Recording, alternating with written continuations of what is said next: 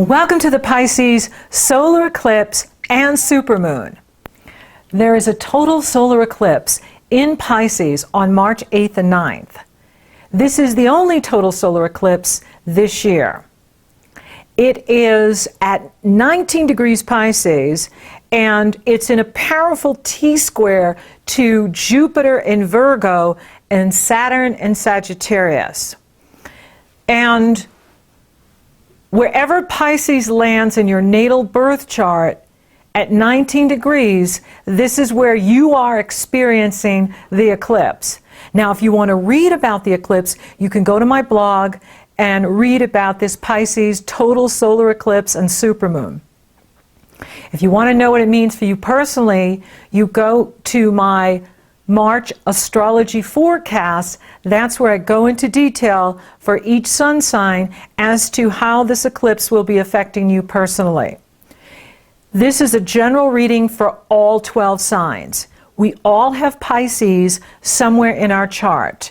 We all have 19 degrees Pisces somewhere in our chart. Wherever that's happening is where the eclipse is taking place for you personally. Eclipses are the most powerful transit you can experience.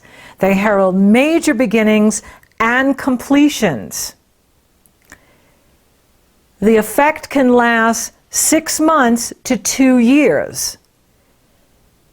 What was going on with you in the fall is now being revisited here again in March. So the eclipses that took place in September 2015, those issues are now being revisited for you here in March at the eclipses.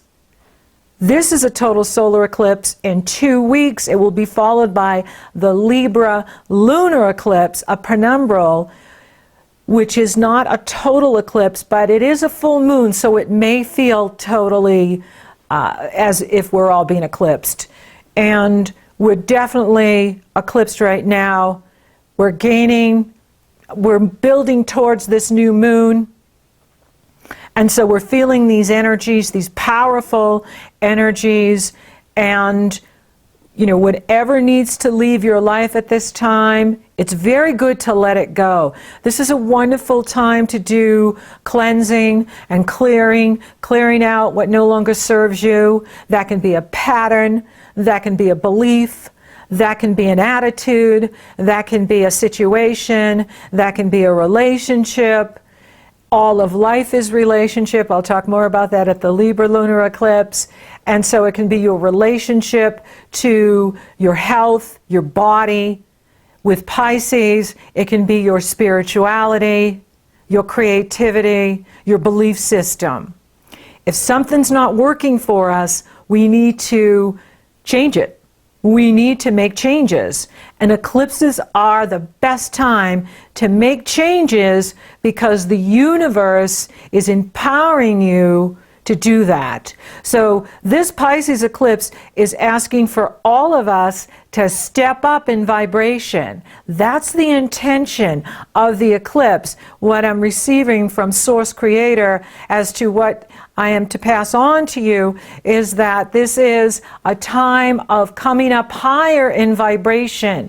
When you raise your vibration, you expand consciousness. When you expand consciousness, you can have a new perspective. You can have new insights, new understandings into your life, why you are here, what you're here to do. Now, this is a really intense eclipse. It has Chiron coupled with it.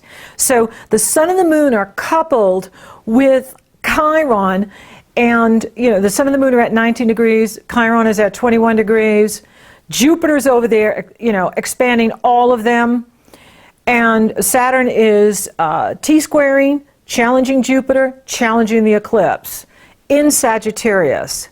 So there's a lot of activity in the heavens. There's a lot of activity, and this is taking place in everyone's natal birth chart, right? Wherever you have Pisces, wherever you have Virgo, wherever you have Sagittarius, that's the T-square. And I talk a lot about this in the year ahead forecast. This is where the action is this year. with Saturn in Sagittarius and Neptune in Pisces, these two are going at it. You know, they make several contacts, and if you go to my website and click on Astrology for 2016, I give you the dates as to when they go exact. They already went exact once, and there's two more where Saturn and Neptune are going to go exact. Now, the Sun and the Moon have cleared Neptune at the time of the eclipse. However, you have Mercury in Pisces, Neptune in Pisces, Sirius, the asteroid in Pisces, Moon in Pisces, Sun in Pisces, Chiron in Pisces. So we are in the water quadrant. We are swimming. We are doing our best to stay above water. And this is, Pisces is the last sign of the 12 signs. It is the last sign that we have to master before we ascend, get off the wheel of karma, and move forward into spirit. And so it can be the most challenging sign to master because it brings up issues, past life issues, issues going on in this life.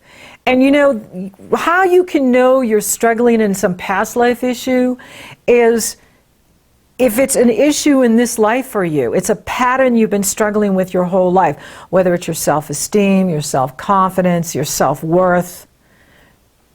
Issues like that, or you keep, sabotaging yourself, that can be a pattern that you've carried over from prior lives. The water signs open doors into the past lives, the 12th house, the 8th house, the 4th house. And you don't even have to go into those past lives to know what's going on with you now. It's about having conscious awareness in what you're doing now in your life. How you're managing your life will give you the insight into whatever you're struggling with. I guarantee you it didn't start in this life. It may have been activated in childhood, but it's something you carried into this life. And when you are a spiritual astrologer or an esoteric astrology, you approach the planets from a perspective of understanding that the soul is immortal. You are not your astrology. You are a great spiritual being. You're working through this chart, but you are greater than the chart. You are greater than the astrology. And you didn't start in this life. And so understanding that Pisces has a tendency to bring up where our weakest link is, where we wound ourselves, where we may punish ourselves, where we let ourselves down, or where we let others do that, right? And that is how we give our power away, right? Is where we let others disrespect, be cruel, unkind, hurtful. That is the dark side to Pisces. The light side is where you recognize that you are a great spiritual being, that we are all one. We are not separate from each other, that we're all in this together, and together we ascend. And so in Pisces, it is about mastering that ego part of self that thinks it's separate or less than, and really empowering yourself to be who you really are. Live from your authentic self, your inner being. And when you do that, you're coming from your authentic power. And that's what real power is when we're in alignment with who we really are. And we live from that power. Now, Chiron is very much involved in this new moon, total solar eclipse, and supermoon. And with Chiron involved in this eclipse, Chiron flushes out all the pain you've been carrying in this lifetime, perhaps past lives. It's up for transmutation. Creator doesn't bring this stuff up to hurt us. It's to release it and heal it. So Chiron is very much active at this total solar eclipse in Pisces. And wherever Chiron is, and this is transiting Chiron in Pisces, but this is where we have pain, whether we carry that pain physically, emotionally, mentally, or spiritually. It is to transmute. And I think with Chiron, is we're human. And humans aren't intended to be perfect and, impervious, to wounds or pain and suffering. Now, that doesn't mean you stay in it. It is so that it's like a wave. It can wash through you and then you let it go. Don't hang on to it. So whatever pain is coming up for you, love you. Be there for you. Love yourself more than the need for other people to get you. Love yourself more than the need for other people to like you. Love yourself more than the need for other people to appreciate you. You like you. That's the job of all of us, is to be in harmony with self, not struggling with self. When you struggle with self, you bring in people that will struggle with you. Or mirror whatever you're projecting out and not bringing to conscious awareness. So you want to be loving yourself, appreciating yourself, being there for yourself so that you are letting go of whatever's coming up at this eclipse. So this is going to be an intense eclipse. It's also a supermoon, which means it's closest to the Earth and direct alignment with the Sun and the Earth at the time of the eclipse, which means it's tugging on you. It's tugging on the waves, the tides. It's going to tug on the tectonic plates, so the Earth beneath you can feel like it's moving. And it's going to be followed by 3 more supermoons. The Aries new moon in April is a supermoon. The Taurus new moon in May is a supermoon. There's 6 supermoons this year, and this one is a total solar eclipse.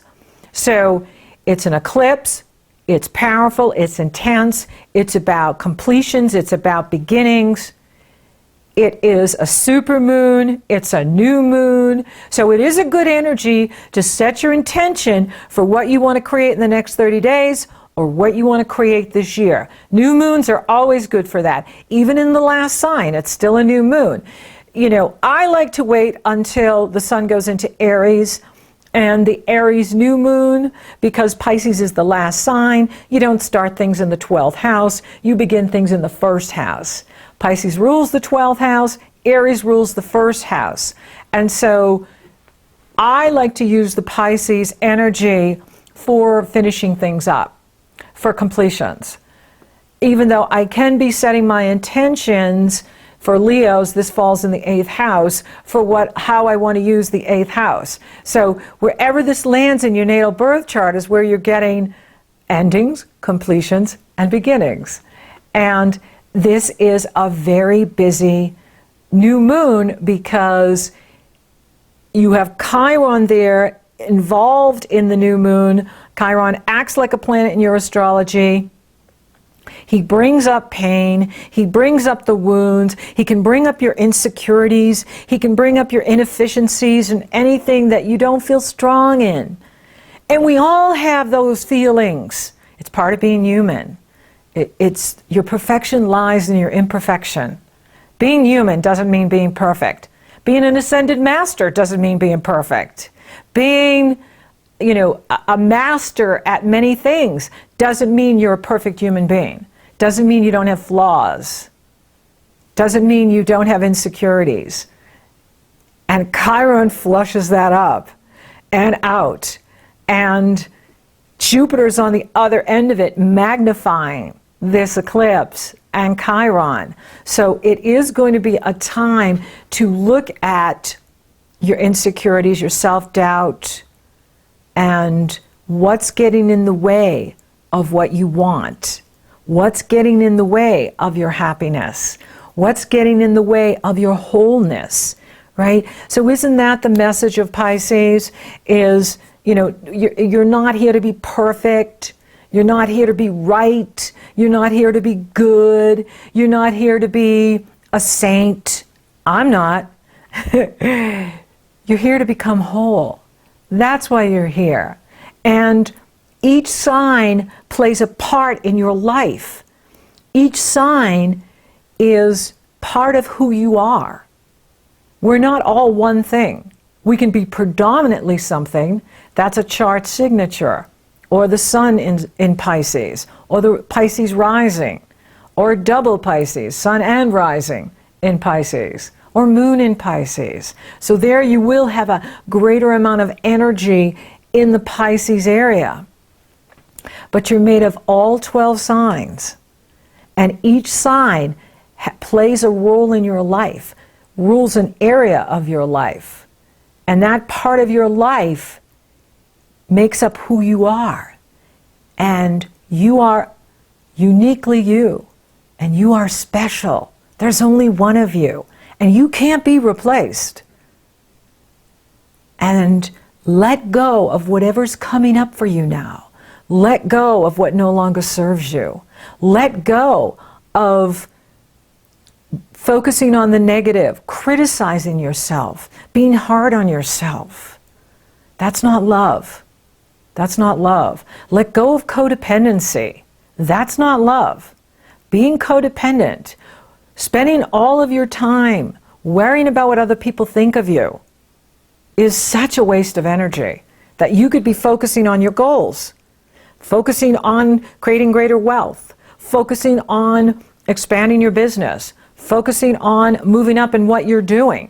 But you can't do that if you're too focused on explaining yourself to other people, worrying about what other people think of you.